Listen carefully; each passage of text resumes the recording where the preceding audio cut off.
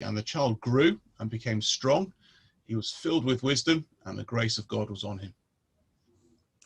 Every year his parents went to Jerusalem for the feast of the Passover. When he was 12 years old, they went up to the feast according to the custom. After the feast was over, while his parents were returning home, the boy Jesus stayed behind in Jerusalem, where they were unaware of it. Thinking he was in their company, they travelled on for a day. Then they began looking for him among their relatives and friends. When they did not find him, they went back to Jerusalem to look for him. After 3 days, they found him in the temple courts, sitting among the teachers, listening to them and asking them questions. Everyone who heard him was amazed at his understanding and his answers. When his parents saw him, they were astonished. His mother said to him, "Son, why have you treated us like this? Your father and I have been anxiously searching for you." Why were you searching searching for me? He asked. Didn't you know I had to be in my father's house? But they did not understand what he was saying to them. Then he went down to Nazareth with them and was obedient to them. But his mother treasured all these things in her heart. And Jesus grew in wisdom and stature and in favour with God and men.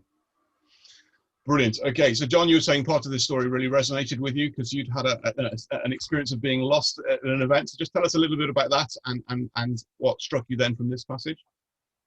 So a number of years ago, we went to the Yorkshire Show as a family, and that was really cool. But then I'd stayed in one of the tents that was selling some sort of sheep fur a bit too long, and everyone else had gone into the tent next door, and I was terrified.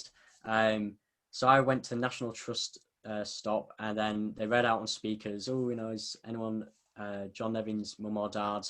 And it feels like it was hours in my head, but it must have been like 5 or 10 minutes. And I know my parents weren't anxiously searching for me.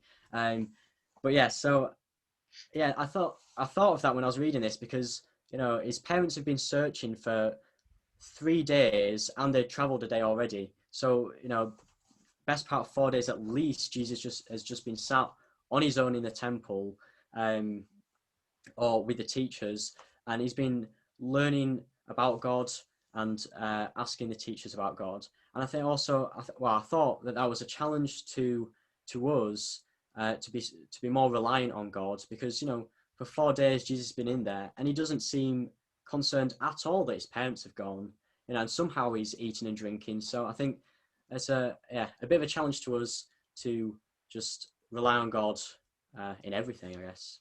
Yeah, that's really helpful insight, and adds to all sorts of questions that we'll be asking your parents next time we see them from the back of their story. But that's great, and it's fascinating, isn't it? He's almost surprised that they're looking for him, where he says in verse 49, "Why were you searching for me? Didn't you know I had to be in my father's house?" It's like, duh, it's obvious I'm going to be here, and yet they didn't understand at all what he was going on about. And the question one asked about this unique relationship to God that Jesus has as the Son of God, and it's very evident as you read through the Gospels that he's here to do his Father's will. He's always seeking his Father to grow in that. In the Garden of Gethsemane, you've got the most intense moment of that, where he's saying, "If there's any other way, please let me take it, but nevertheless, your will be done." A number of times when he's praying personally, but he prays out loud so others can listen in, if you like. There's this emphasis on him doing his Father's will, so it dominates the whole of his life. It's very much it shapes everything he's doing. And the question goes and says, okay, if we're sons of God, how does that apply to us? And clearly it needs to be the same for us, doesn't it? That we're conscious that we have this Heavenly Father, and it's him we're living for, and it's him we're living with. And it shouldn't be a surprise that we want to be then in his house amongst his people, hearing his word. That should be an obvious consequence of that.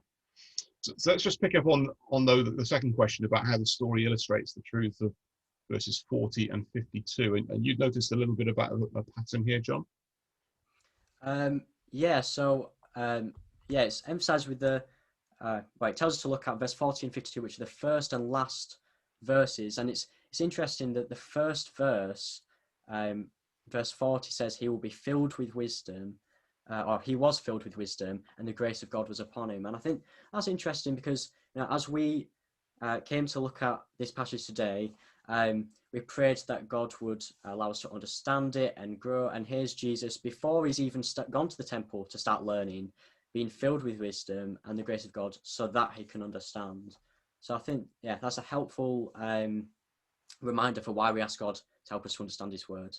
And then in verse 49, he's in his Father's house. And I think that, it shows us how we can grow in wisdom and as Christians to be more godlike is by looking at God's word, spending time with him, whether that be in the Bible, which it will be inevitably, but whether that be in the Bible on our own or with other people, looking at God's words and looking about him and how we can be more godlike. And then in verse 52, then he grows in wisdom and in favor with God. And actually that raises a question with me. How can we grow, or how can Jesus specifically grow in favor with God when he's already God? Yeah.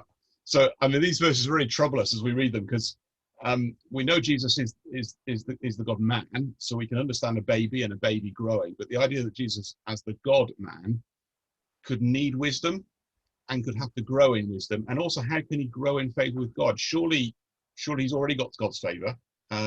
So how does all that work? And it stretches our understanding of the person of Jesus, and it would be very easy, I think, to leap into some really unhelpful conclusions. And it's frustrating as well, because this is the only story we have of the boy Jesus. There's nothing else now until he's 30. So it's just like this little window. So we have to be really careful about what we say. But I think there's a couple of things that we can perhaps help ourselves here. One is the concept of wisdom. Wisdom isn't knowledge and it's not answers. It's actually living living life in God's way. It's applied knowledge, if you like. And so Jesus is given wisdom, he's given the spirit of wisdom, but then it's got to be worked out in and through the circumstances he's passing through.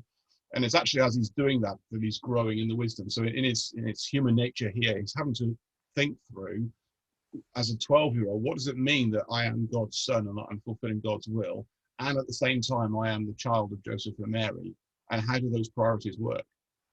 And that's not straightforward. We're struggling at the moment, aren't we, thinking through how we relate to the government and the rules they make, and whether we should be listening to God and the government. What does that look like? And you need wisdom to steer through that path. It's not just like clever answers. You've got to apply it to every situation. And so Jesus is having to do that here. So he's growing in wisdom as he works through these circumstances. And how does he grow in favor with God? Surely God's pleased with him because he's his son. How does he grow in favor? But there's almost that Jesus is filling up with obedience, our lack of obedience. He's fulfilling God's law as he goes along. So it's not that he doesn't have favor with God and then he does have favor with God, but it's almost that as he's fulfilling the law, he's constantly pleasing his Father in every new stage. And so there's a sense in which I think the favor of God can be growing. We have these kind of categories of out of favor, therefore wrong, and increasing in favor, therefore right. And I'm not sure they quite apply here, but it's a tricky verse and it's not straightforward for us, and as we try and wrestle with it. But it teaches us a couple of things, doesn't it? Clearly he's got this connection to the Father. There's his deity coming through here, and yet at the same time he knows what it is to have to grow up. And you as a 16-year-old lad will be more aware of this than I am now at 44, but actually growing up through those ages of 12 onwards, where you're working out what does it mean to be an adult as you're heading into that phase and relating to your parents. Those are tricky years. It's not for nothing that we struggle in this country with the idea of teenagers and how all that works and the conflicts that go. And Jesus has been through that stage, and yet in a way that was in favor with God and with man. So that's really encouraging that he didn't fail the teenager stage, but also then he's able to understand us in the anxieties and the struggles we face at the same time of life. So it's particularly appropriate, John, that you volunteered for this study as a live visual aid for me. So thank you for that. It reminds us, doesn't it, that he's the great high priest who is able to sympathize with us in all of our weaknesses. He knows what it is to have to grow up, knows what it is to have to apply wisdom and to develop in these ways. And his understanding is therefore helpful for us.